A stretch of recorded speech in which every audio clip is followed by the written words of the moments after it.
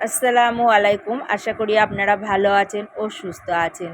তো বন্ধুরা, টগর গাছে প্রচুর ফুল পেতে গেলে আমাদের কিন্তু একটি পরিচর্যা করতেই হবে। তো বিশেষ একটি পরিচর্যা যেটা আমরা কিন্তু আমাদের রান্নাঘর থেকেই পেয়ে যাব ফ্রিতেই। তো দেখুন, এখানে নিয়েছি পেঁয়াজের খোসা, আর নিয়েছি কলার খোসা শুকনো করে নিয়েছি, চায়ের গুঁড়ো আর গোবর সার।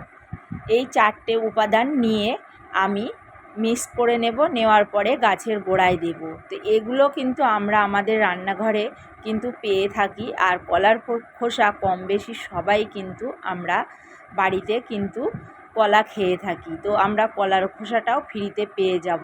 তো এই খাবারটি আপনারা যদি টগর গাছে 15 দিন অন্তর প্রয়োগ করেন তাহলে কিন্তু প্রচুর পরিমাণ ফুল পাবেন। তো এখানে আমি কিন্তু একটু শুকনো করেই নিয়েছি, হালকা খুশে দিয়েছি।